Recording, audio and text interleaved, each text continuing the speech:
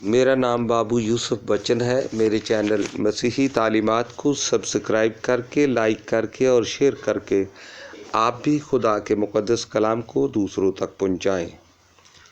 پیغامات کرسمس، قسط نمبر 2۔ کلمہ متجسد ہوا۔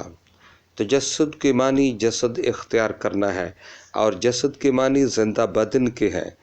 علم الہیات میں خدا کے انسان بننے کو تجسد کہتے ہیں، یعنی خدا کے انسانی جسم اختیار کرنے کے عمل کو تجسد کہتے ہیں، اور جس نے جسم اختیار کیا ہو اسے متجسد کہتے ہیں۔ کلمہ متجسد ہوا یعنی خدا بیٹے نے انسانی جسم اختیار کیا۔ کیا خدا کا متجسد ہونا ممکن ہے؟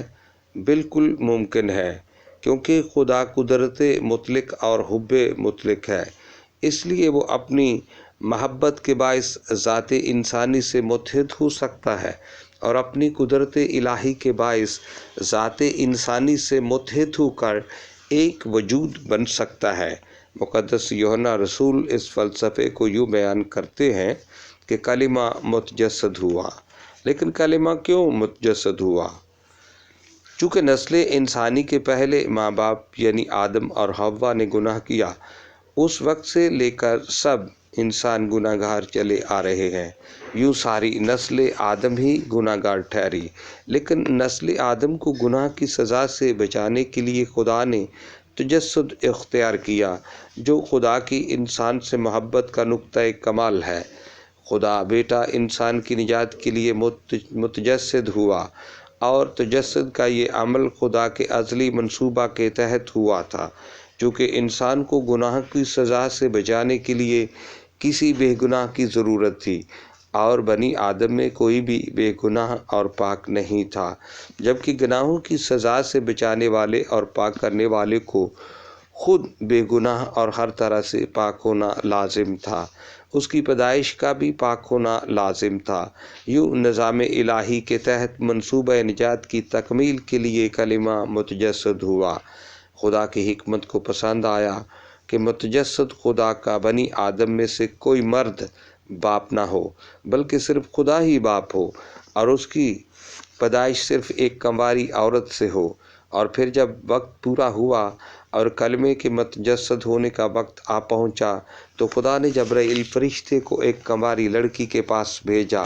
وہ کنواری لڑکی مقدسہ مریم تھی، جو ناصرت میں رہتی تھی اور بزرگ داؤد کے خاندان سے تھی۔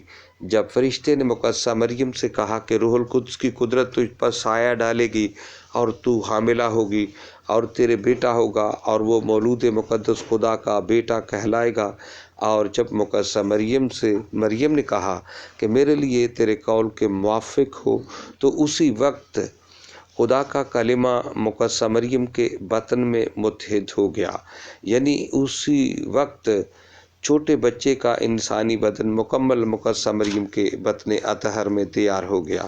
وہ مکمل اعظام انسانی بدن تھا، اور اسی وقت اس میں باخبر انسانی روح پھونکی گئی۔ گویا اسی وقت کلمہ کی الہی ذات اور انسانی ذات متحد ہو گئے۔ اس عمل کو تجسد کا عمل کہتے ہیں، اور کلمہ نے مقدسہ مریم کے بطن میں جو جسم اختیار کیا اسے کلمہ متجسد کہتے ہیں۔ گویا مسیح متجسد ہوتے ہی کامل خدا اور کامل انسان تھا۔ جب کلمہ متجسد ہوا تو اس وقت مقدسہ مریم بالکل پاک کنواری تھی۔ بعض لوگ مقدسہ مریم کو عام عورت سمجھتے ہیں، لیکن یاد رکھیں جس بطن میں کلمہ متجسد ہونا تھا، کیا وہ ہستی اور اس کا بطن ناپاک ہو سکتے تھے؟ ہرگز نہیں، کیونکہ خدا نے پاک پیدا کرنے کے لیے پاک کنواری کو ہی چنا تھا، اور اگر کوئی عام عورت کو ہی چننا ہوتا تو پھر اسے پاک اور کنواری رکھنے کی کیا ضرورت تھی؟ پھر تو بنی آدم میں سے کوئی بھی گناہ گار عورت ہو سکتی تھی، لیکن ایسا ہرگز نہیں ہوا تھا، بلکہ مقدسہ مریم پیدائشی طور پر پاک تھی، اور اس کنواری کے پیدائشی پاک بطن میں پاک کلمہ متجسد ہوا تھا، اور 9 ماہ تک بھی اسی کنواری کے پاک بطن میں ہی رہا، اور جب اس نے کلمہ متجسد کو جنا تب بھی وہ پاک کمواری ہی تھی، بلکہ اسے جننے کے بعد بھی وہ ساری عمر کمواری ہی رہی۔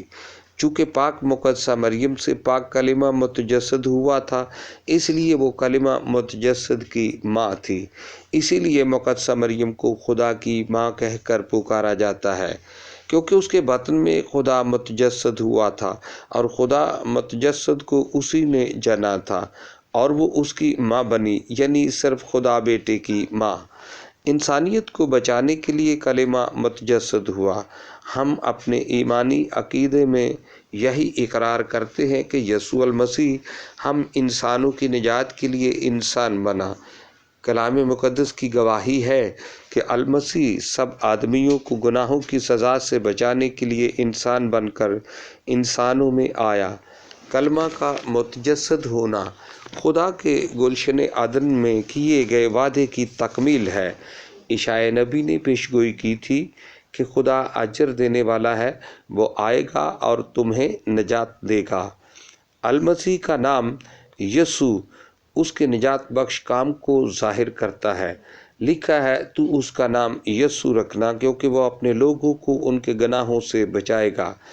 فرشتے نے جب بیت لحم کے چرواہوں کے سامنے مسیح کی ولادت کا پیغام دیا تو کہا کہ داؤد کے شہر میں آج تمہارے لیے ایک نجات دہندہ پیدا ہوا ہے، جو مسیح خداوند ہے۔ ہیکل میں شمع الراس باز نے خدا کی اس بات کے لیے تعریف کی کہ اس نے مجھے تمام قوموں کی نجات دیکھنے کا فضل بخشا ہے۔ لکھا ہے، میری آنکھوں نے تیری نجات دیکھ لی ہے، جو تو نے سب امتوں کے روبرو تیار کی تھی۔ یسوع المسیح نے خود فرمایا کہ ابن انسان اس لیے آیا ہے کہ کھوئے ہوئوں کو ڈھونڈے اور بچائے۔ یسوع المسیح کا فرمان یوں بھی ہے، میں راست بازوں کو نہیں بلکہ گناہ گاروں کو بلانے آیا ہوں۔ مقدس پولس فرماتے ہیں کہ مسیح یسوع گناہ گاروں کو بچانے کے لیے دنیا میں آیا۔ انجیل یوحنا میں لکھا ہے کہ خدا نے بیٹے کو دنیا میں اس لیے نہیں بھیجا کہ دنیا پر سزا کا حکم کرے، بلکہ اس لیے کہ دنیا اس کے وسیلے سے نجات پائے۔ گویا کلام مقدس کے مطابق خدا کے تجسد کا مقصد آدمیوں کو امن اور سلامتی بخشنا ہے۔ اسی لیے فرشتوں کے آسمانی لشکر کی ایک جماعت نے یہ نغمہ گا کر تجسد کے مقصد کو ظاہر کیا تھا کہ زمین پر نیک ارادے کے آدمیوں کے لیے امن ہو۔ گو کلمہ متجسد کے بے شمار مقاصد ہیں، لیکن سب سے بڑا مقصد انسان کی نجات ہے۔ مقدس ٹامس ایکوائنس فرماتے ہیں کہ خدا نے اپنے بیٹے کا تجسد گناہ کے ارتکاب کے وقوع میں آنے کی شرط پر مقرر کیا، یعنی آدم اور حوا اور اس کی نسل گناہوں کا ارتکاب کریں گے، اس لیے ان کو ان کے گناہوں سے بچانے کے لیے میں اپنے بیٹے کا تجسد ہونا مقرر کرتا ہوں۔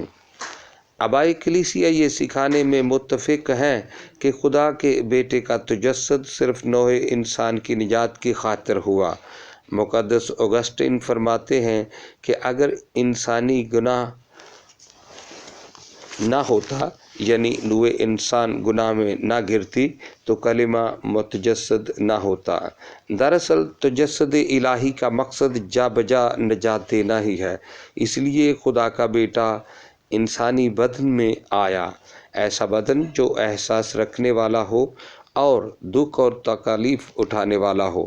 اگر وہ نجات کی غرض سے متجسد نہ ہوتا بلکہ دیگر مقاصد کے لیے متجسد ہوتا تو پھر ایسا انسانی بدن اختیار کرتا جسے قطعاً کوئی بھی تکلیف نہ ہوتی۔